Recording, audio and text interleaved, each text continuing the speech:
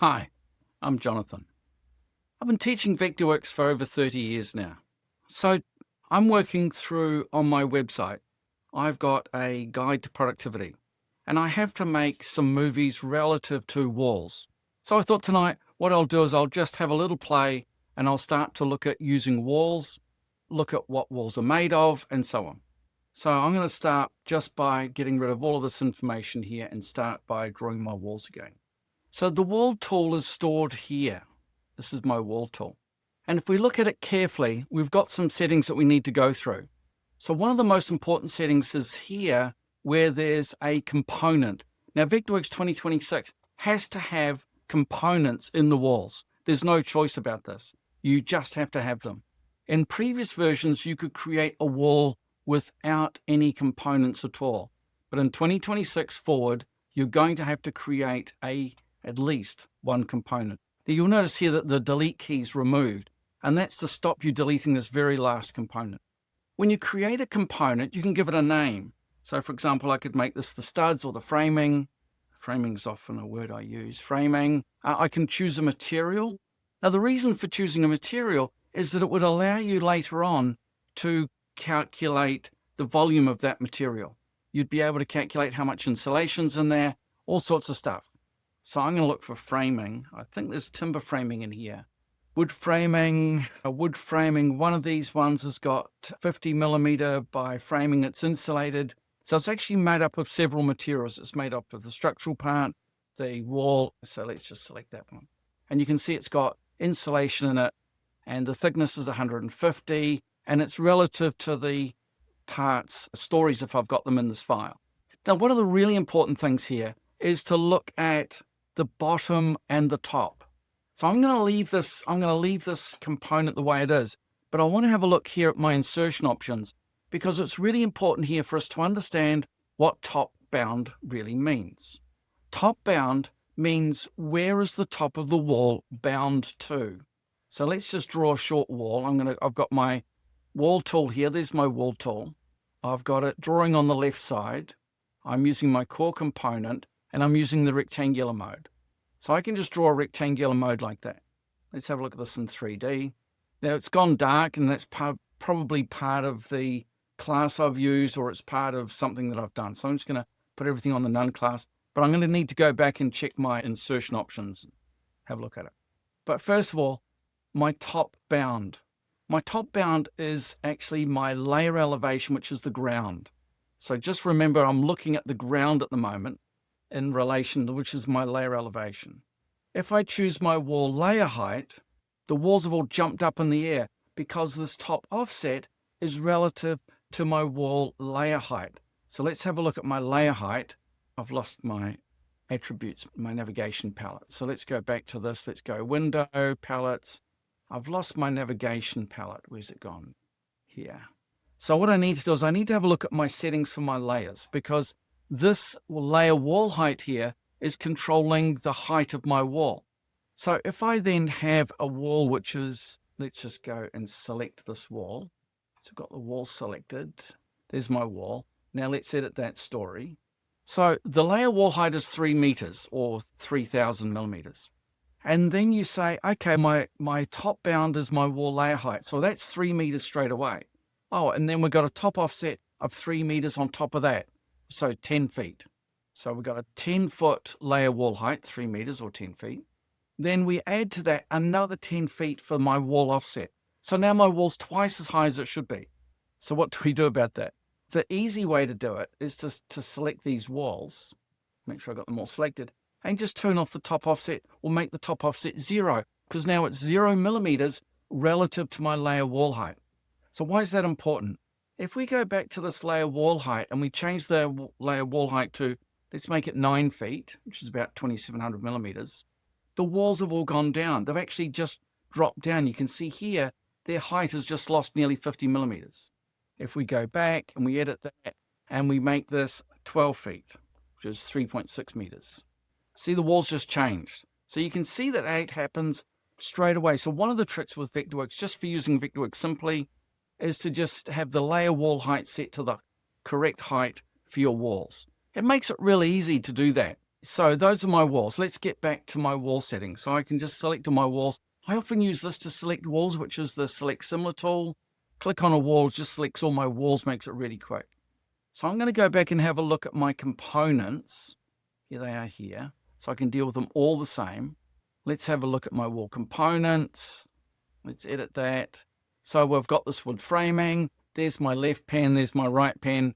Now in plan view, I should see this insulation. So let's have a look at that.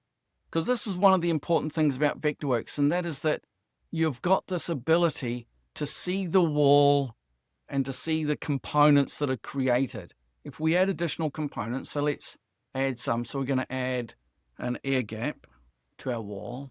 So the function is it's an air gap. The class, I don't have a class for this, but if you want, I can import classes and have classes for all these things.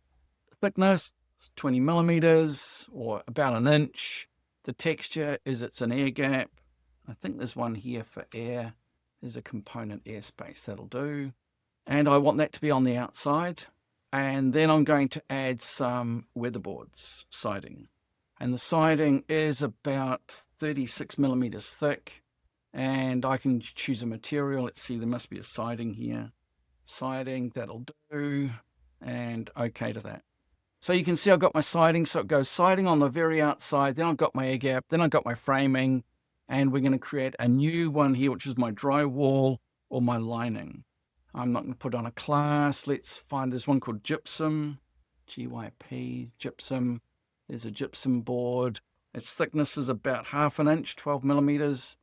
And okay to that. And that lining is down here. So this is my core component. Now that's going to have a massive effect later on.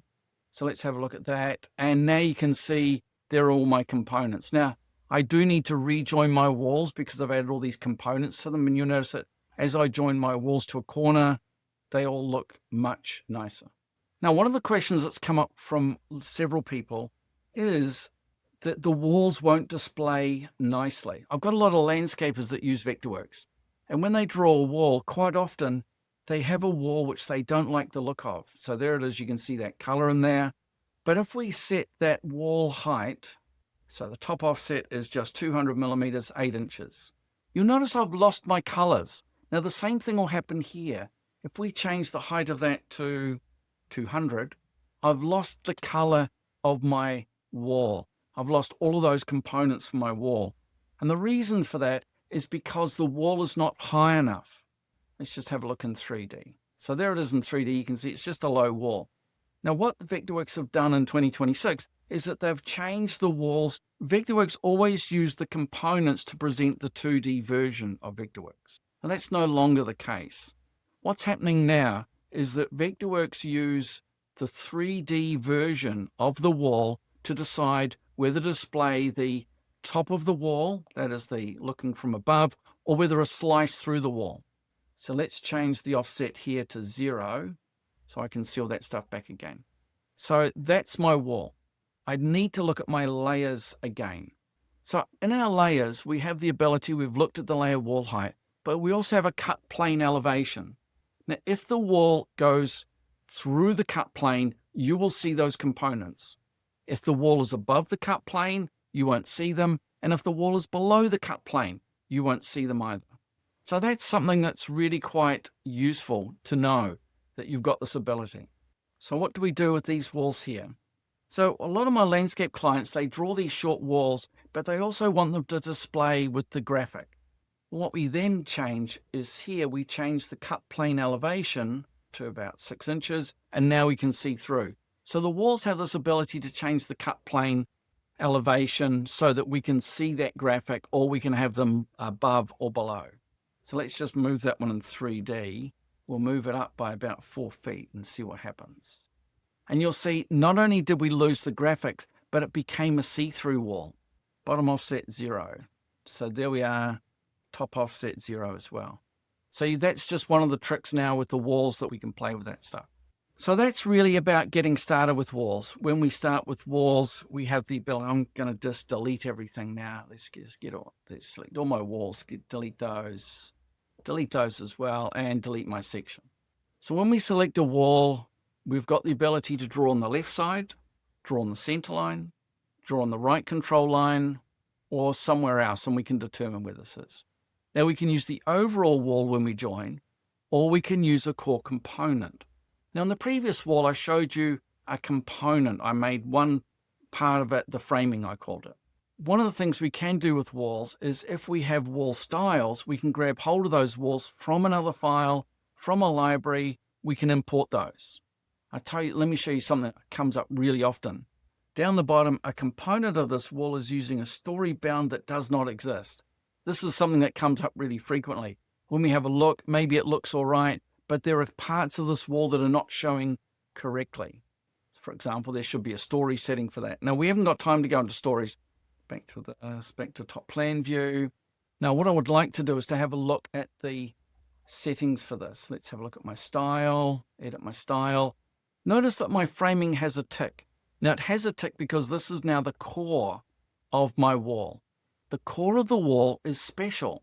So when I draw a wall and I'm using the core control line, which is this one here, I'm drawing it not on the outside cladding, not on the inside, not on the inside lining. I'm drawing it based on the core. So I can either be on the left side of the core, the center of the core, or the right side of the core. And that's really important that you understand the difference. And a lot of people, when they look at a wall, they say, which is left and which is right. If you stand here and look down the wall, the top side is the left and the bottom side is the right. If you stand here and look down the wall, the exterior is left, interior is right. Now, I always draw clockwise. Don't know why, just always do. But often when you create things like this wall from the rectangle, Vectorworks will also create clockwise, which is going that way around. All right, so we've got the ability to have those. We've got the wall, we've got the core. So let's delete all of that. And let me show you what I mean. So let's say we've got a slab. There's my slab, and I want to draw my walls. I want to use the left control line. I want my control line here. I want my core to be on the outside. Let's have a look. Did that work? So I need to select my rectangle, just the rectangle. Let's bring that to the front. I've accidentally grouped it. Ungroup it. Let's bring it to the front. Let's get our attributes palette and we'll give it a solid fill so you can see it. So there's my solid fill. Now it's clear that I drew the left side of my framing, my core component, on the edge of my slab. Now if I didn't use that technique, so I'm just going to select all my walls again. So let's select my walls, let's delete those, and let's draw the walls again. This time we'll use the overall. So there it is, there's the overall, and I'll send those to the back. Now you'll notice that it's using the outside of the wall. So now I've actually created it to the outside face, which is not what I need. I really need that line there to be on my line or on the edge of my slab. So that's just one of those things that we need to think about with the wall as we get more complex. But I really wanted to keep this short. How do we control the height of a wall? So we have looked at how do we control the height of the wall. We've looked at using the layer wall height. We've looked at using layer elevation. And I'm going to put that back to layer wall height. So these are controlled using layer wall height. And we've looked at how the layer elevation can be adjusted. And we've looked at how you can adjust the layer wall height and change the heights of the walls. So that's pretty cool. But one of the other things you can do is you can double click on a wall and it'll bring up this 3D reshape tool. I can now go to the middle of the wall and I can just drag it down 1500. I needed to tab 1500, enter, enter. There we are. If I want this wall to go to the same elevation, I can click on that top, select the wall that I've got previously, and I can just bring those down to make it easy to do my 3D modeling.